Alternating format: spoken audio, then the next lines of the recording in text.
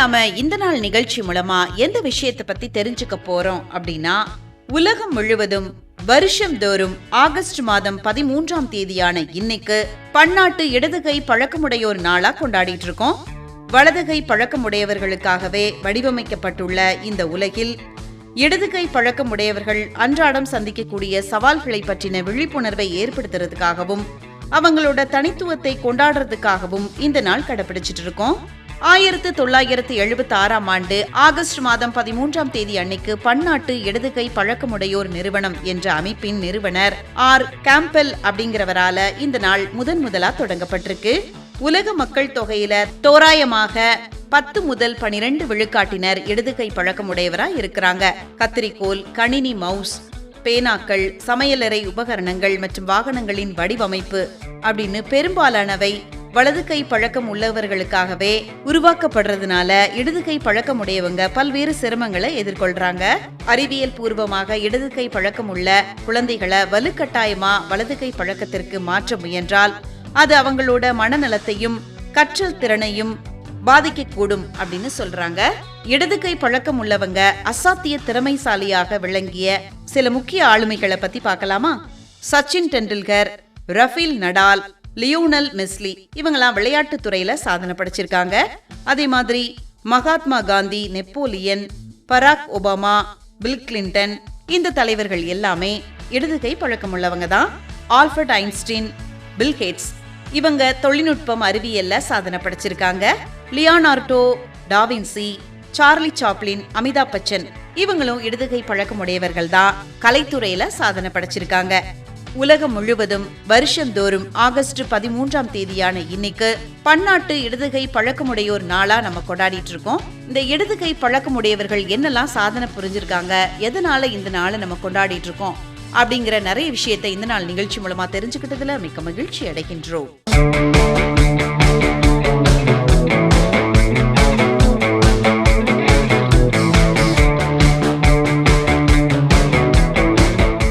இப்ப நாம இந்த நாள் நிகழ்ச்சி மூலமா யார பத்தி தெரிஞ்சுக்க போறோம் அப்படின்னா, அகில இந்திய வானொலியின் வரலாற்றில் முத்திரை பதித்த தமிழர்களின் நெஞ்சில் நீங்கா இடம் பிடித்த ஒரு மாபெரும் செய்தி வாசிப்பாளர் மற்றும் மொழிபெயர்ப்பாளரான சரோஜ் நாராயணசுவாமி இவங்களை பத்தி தான் தெரிஞ்சுக்க போறோம். 1935ஆம் ஆண்டு ஜூன் மாதம் 10ஆம் தேதி சரோஜ் நாராயணசுவாமி அவர்கள் பிறந்திருக்காங்க. 2022ஆம் ஆண்டு ஆகஸ்ட் மாதம் 13ஆம் தேதி இயற்கை எழுதியிருக்கிறாங்க. 1980 மற்றும் 90கள்ல காலையில வானொலியை திறந்ததும் ஒலிக்கக்கூடிய ஆகாசவாணி செய்திகள் வாசிப்பது சரோஜ் நாராயணசுவாமி அப்படிங்கிற அவரோட கம்பீரமான காந்த குரல் அன்றைய தமிழர்களோட விடியலா அமைஞ்சிருக்கு. ஒரு பெக்யூலரான வாய்ஸ் அப்படின்னு சொல்லலாம். ஏன்னா வித்தியாசமான வாய்ஸை வச்சு அவங்க வாசிக்கும் போதே நமக்கே அப்படி ஒரு உற்சாகம் பிறக்கும் அப்படின்னு கூட சொல்லலாம். தமிழ்நாட்டின் நெற்களஞ்சியமான தஞ்சாவூர் மாவட்டத்தை இவருடைய குடும்பம் பூர்வீகமாக கொண்டிருக்காங்க. இவங்க பிறந்து வளர்ந்து கல்வி கற்றது எல்லாமே இந்தியாவோட வர்த்தக தலைநகரான மும்பையில தாங்க. மும்பையில் ஆங்கில இலக்கியத்தில் இளங்கலை பட்டம் பெற்றிருக்கிறாங்க. ஆங்கிலம் படித்திருந்தாலும் தாய்மொழியான தமிழ்ல அசாத்திய புலமை பெற்று வழங்கியிருக்காங்க சரோஜ் நாராயணசுவாமி அவர்கள். புதுடில்லி அகில இந்திய வானொலியின் செய்தி சேவை பிரிவின் முதலாவது தமிழ் பெண் செய்தி வாசிப்பாளர் அப்படிங்கிற வரலாற்று பெருமை இவருக்கு உண்டு. 1962-63 காலகட்டத்தில் வானொலி சேவையில் இணைந்த இவங்க சுமார் 35 ஆண்டுகள் மிக சிறப்பான பணியாற்றியிருக்கிறாங்க. அதுல 20 ஆண்டுகளுக்கும் மேலா தமிழ் பிரிவின் செய்தி பொறுப்பாளராகவும் செயல்பட்டிருக்காங்க.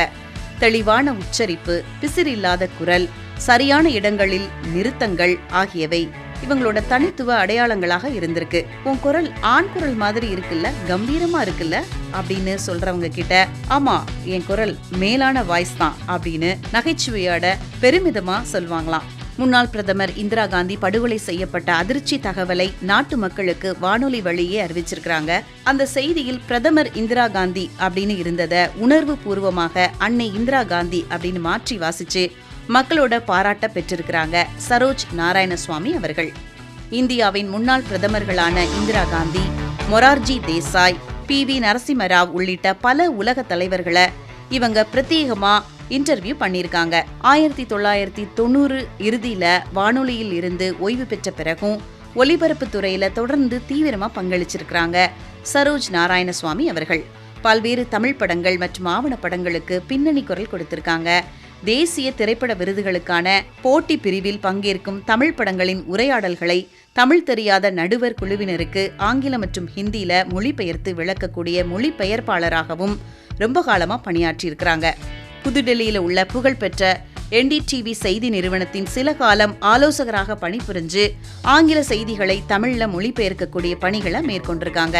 ஒலிபரப்பு துறையிலும் தமிழ் மொழிக்கும் ஆற்றிய இணையற்ற பங்களிப்பை பாராட்டி தமிழ்நாடு அரசு இவங்களுக்கு 2008ஆம் ஆண்டிற்கான கலைமாமணி விருது வழங்கி கௌரவிச்சிருக்காங்க. வயது முதிர்வு மற்றும் உடல்நலக் குறைவு காரணமா தன்னோட 87வது வயதுல, அதாவது 2022ஆம் ஆண்டு ஆகஸ்ட் மாதம் 13ஆம் தேதி அன்னைக்கு மும்பையில உள்ள அவங்களோட இல்லத்துல காலமாயிருக்காங்க. அவங்க மறைஞ்சாலும் அவங்க குரல் இன்றும் வரைக்கும் நம் மனதில் நிலைத்து கொண்டே இருக்கும் என்று சொல்லி இந்த நாள் நிகழ்ச்சியில் சரோஜ் நாராயணசுவாமி அவர்களை பற்றி நிறைய விஷயங்களை தெரிஞ்சுக்கிட்டதுல மிக்க மகிழ்ச்சி அடைகின்றோம்.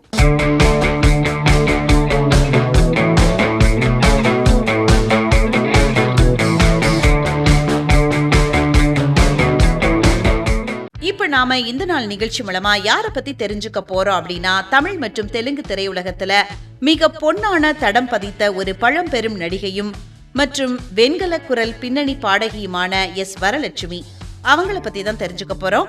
1925ஆம் ஆண்டு ஆகஸ்ட் மாதம் 13ஆம் தேதி அன்னைக்கு பிறந்திருக்காங்க.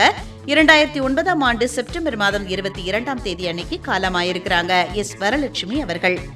தன்னோட கம்பீரமான குரல் வளத்தாலும் குணச்சித்திர மற்றும் எதிர்மறை கதாபாத்திர நடிப்பாலும் 6 சகாப்தங்களுக்கும் மேலாக தமிழ் சினிமாவில அவங்க நீங்காத புகழ் பெற்றிருக்கிறாங்க அப்படின்னு சொல்லலாம். ஆந்திர மாநிலத்தின் ஜக்கம்பேட்டையில பிறந்த இவங்க 1937ஆம் ஆண்டு தன்னோட 9வது வயதுல பாலயோகினி அப்படிங்கிற திரைப்படம் மூலமா குழந்தை நட்சத்திரமா அறிமுகமாயிருக்கிறாங்க. 1938ல K. சுப்பிரமணியம் தயாரிச்ச சேவா சதனம் அப்படிங்கிற திரைப்படம் மூலமா தமிழ்ல தன்னோட பயணத்தை தொடங்கியிருக்காங்க.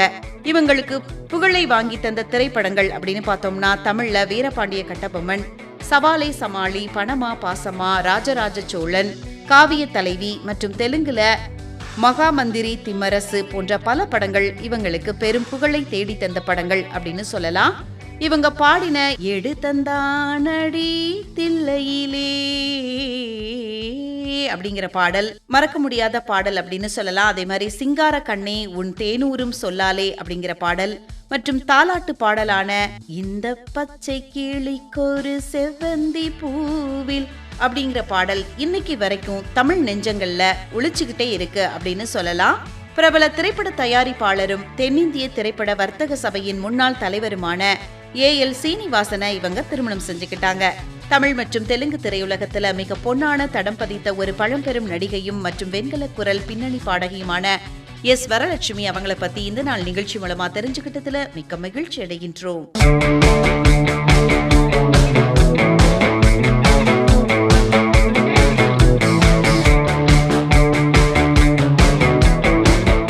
இப்ப நாம இந்த நாள் நிகழ்ச்சி மூலமா யாரு இன்னைக்கு அவங்களோட பிறந்த நாளை கொண்டாடிட்டு இருக்காங்க அப்படிங்கறத பத்தி தெரிஞ்சுக்கலாமா? இந்திய திரைப்பட உலகத்தின் முதல் பெண் சூப்பர் ஸ்டார் அப்படின்னு போற்றப்படக்கூடிய ஒரு புகழ்பெற்ற இந்திய திரைப்பட நடிகை, பரதநாட்டிய கலைஞர் மற்றும் முன்னாள் நாடாளுமன்ற உறுப்பினரான வைஜெயந்திமாலா பாலி இவங்க தான் இன்னைக்கு அவங்களோட பிறந்த நாளை சந்தோஷமா கொண்டாடிட்டு இருக்காங்க. தென்னிந்திய திரையுலகத்தில இருந்து பாலிவுட்டுக்கு போய் அங்கு முதன்மை இடத்தை பிடிச்ச முதல் தமிழ் நடிகை இவரே ஆவார். 1949ஆம் ஆண்டு வெளியான AVM நிறுவனத்தின் வாழ்க்கை அப்படிங்கிற தமிழ் திரைப்படம் மூலமா தன்னோட 16வது வயதுல திரையுலகத்துல அறிமுகமாயிருக்கிறாங்க வைஜெயந்திமாலா அவர்கள். இவங்களுக்கு புகழை வாங்கி தந்த திரைப்படங்கள் அப்படின்னு பார்த்தோம்னா, தமிழ்ல வஞ்சிக்கோட்டை வாலிபன், இரும்பு திரை, பார்த்தீபன் கனவு போன்ற படங்களும், ஹிந்தில தேவதாஸ், நயா தௌர், மதுமதி, சங்கம் மற்றும் ஆம்ரபாலி போன்ற படங்கள் இவங்களோட சூப்பரான நடிப்பை வெளிப்படுத்துச்சு அப்படின்னு சொல்லலாம். சினிமாவில கிளாசிக்கல் நடன கலையை ஒரு புதிய உச்சத்திற்கு கொண்டு சென்ற பெருமை இவரையே சாரும். குறிப்பா வஞ்சிக்கோட்டை வாலிபன் படத்துல பத்மினி அவர்களோட இவங்க ஆடின கண்ணும் கண்ணும் கலந்து அப்படிங்கிற போட்டி நடனம் தமிழ் சினிமா வரலாற்றுல ஒரு மைல்கல்லா அமைஞ்சுது அப்படின்னு சொல்லலாம். கலைத்துறையில இவங்களோட மிக சிறந்த பங்களிப்பிற்காக இந்திய அரசு இவங்களுக்கு நாட்டின் 2வது மிக உயரிய குடிமை விருதான பத்ம விபூஷன் மற்றும் பத்மஸ்ரீ விருதுகளை வழங்கி கௌரவிச்சிருக்கிறாங்க. இந்திய திரைப்பட உலகத்தின் முதல் பெண் சூப்பர் ஸ்டார் அப்படின்னு போற்றப்படக்கூடிய வைஜெயந்தி மாலா அவங்கள பத்தி இந்த நாள் நிகழ்ச்சி மூலமா நிறைய விஷயங்களை தெரிஞ்சுக்கிட்டோம். அவங்களுக்கு ஸ்பெஷலான பிறந்தநாள் வாழ்த்துக்களையும் சொல்லிக்கலாம்.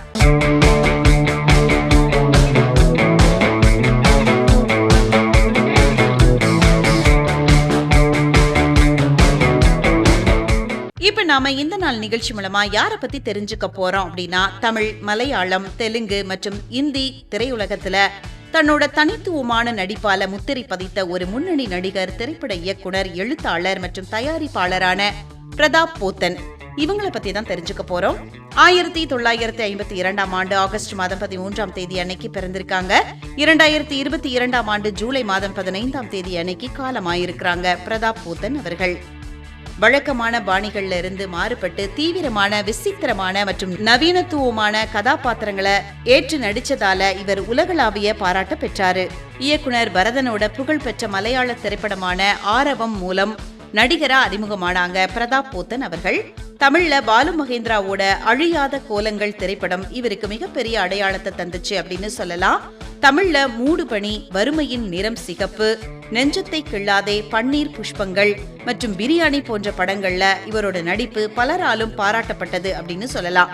மலையாளத்துல தகரா, சாமரம் ஆகிய படங்கள் இவரோட ஆக சிறந்த நடிப்புக்கு சான்றா அமைஞ்சது. நடிகராக மட்டுமில்லாம ஒரு வெற்றிகரமான இயக்குனராகவும் திகழ்ந்திருக்காரு. தமிழ்ல கமலஹாசன் நடிச்ச வெற்றி விழா, சிவாஜி கணேசன் மற்றும் பிரபு நடிச்ச மை டியர் மார்த்தாண்டன் மற்றும் ஜீவா, மகிழ்ச்சி உள்ளிட்ட வெற்றி படங்களை இயக்கியிருக்கிறாரு பிரதாப் போத்தன் அவர்கள். கொஞ்ச காலமா திரையில இருந்து விலகி இருந்த இவரு மலையாளத்துல 22 ஃபீமேல் கோட்டயம் மற்றும் தமிழ்ல அலெக்ஸ் பாண்டியன், பேய்கள் ஜாக்கிரதை போன்ற படங்கள் மூலமா குணச்சித்திர மற்றும் வில்லன் கதாபாத்திரங்கள்ல புதிய பரிணாமத்தோட வலம் வந்தாரு. இவர் இயக்கிய மீண்டும் ஒரு காதல் கதை அப்படிங்கிற திரைப்படம் சிறந்த அறிமுக இயக்குனருக்கான இந்திரா காந்தி தேசிய திரைப்பட விருதை இவருக்கு பெற்று தந்தது. தமிழ், மலையாளம், தெலுங்கு மற்றும் ஹிந்தி திரையுலகத்துல தன்னோட தனித்துவமான நடிப்பால முத்திரை பதித்த ஒரு முன்னணி நடிகரான பிரதாப் போத்தன் அவங்கள பத்தின நிறைய விஷயங்களை இன்னைக்கு நாம இந்த நாள் நிகழ்ச்சி மூலமா தெரிஞ்சுக்கிட்டதுல மிக்க மகிழ்ச்சி அடைகின்றோம்.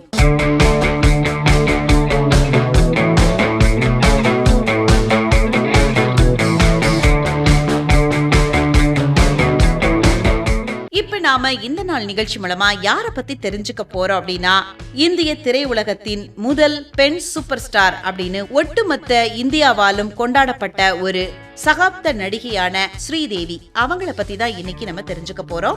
1963 ஆண்டு ஆகஸ்ட் மாதம் 13ஆம் தேதி அன்னைக்கு பிறந்திருக்காங்க. 2018 ஆண்டு பிப்ரவரி 24ஆம் தேதி அன்னைக்கு காலமாயிருக்கிறாங்க ஸ்ரீதேவி அவர்கள்.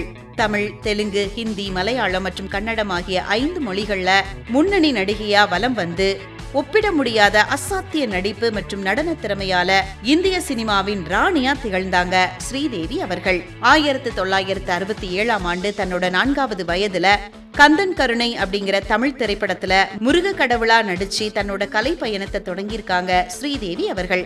இயக்குனர் கே பாலச்சந்தரோட 3 முடிச்சு திரைப்படம் மூலமா தமிழ்ல கதாநாயகியா அறிமுகமாயிருக்கிறாங்க. பாரதி ராஜாவோட 16 வயது நிலை திரைப்படத்துல இவங்க நடிச்ச மயில் கதாபாத்திரம் இவங்களுக்கு பெரும் புகழை தேடி தந்தது அப்படின்னு சொல்லலாம். இவங்க நடிச்ச மறக்க முடியாத திரைப்படங்கள் அப்படின்னு பார்த்தோம்னா, தமிழ்ல சிகப்பு ரோஜாக்கள், ஜானி, வறுமையின் நிறம் சிகப்பு, மீண்டும் கோகிலா, 3ஆம் பிறை போன்ற படங்களும், ஹிந்தில மிஸ்டர் இந்தியா, சாந்தினி, சத்மா, லம்கே போன்ற படங்களும் இவங்களுடைய அசாத்திய நடிப்பு திறமைக்கு சான்றா அமைஞ்சது அப்படின்னு சொல்லலாம். 1980 மற்றும் 1990கள்ல பாலிவுட் திரையுலக முழுமையா தன்னோட கட்டுப்பாட்டுக்குள்ள வச்சிருந்தாங்க அப்படின்னு சொல்லலாம். ஹீரோக்களுக்கு ஈக்குவலா தனியாவே படங்களை வெற்றி பெற செய்யக்கூடிய மாபெரும் நட்சத்திர அந்தஸ்தை பெற்றிருந்தாங்க ஸ்ரீதேவி அவர்கள். 15 வருஷ இடைவேளைக்கு அப்புறமா 2012ல இங்கிலீஷ் விங்கிலீஷ் திரைப்படம் மூலமா கம்பீரமா திரைக்கு திரும்பினாங்க ஸ்ரீதேவி அவர்கள். இவங்களோட 3வது மற்றும் கடைசி திரைப்படமான மாம் படத்திற்காக இவங்களுக்கு சிறந்த நடிகைக்கான தேசிய விருது வழங்கப்பட்டது. இந்திய அரசு இவங்களுக்கு பத்மஸ்ரீ விருது வழங்கி கௌரவிச்சிருக்காங்க. இந்திய திரையுலகத்தின் முதல் பெண் சூப்பர் ஸ்டார் அப்படின்னு ஒட்டுமொத்த இந்தியாவாலும் கொண்டாடப்பட்ட ஒரு சகாப்த நடிகையான ஸ்ரீதேவி அவங்கள பத்தின நிறைய விஷயங்களை இன்னைக்கு நாம இந்த நாள் நிகழ்ச்சி மூலமா தெரிஞ்சுக்கிட்டதுல மிக்க மகிழ்ச்சி அடைகின்றோம்.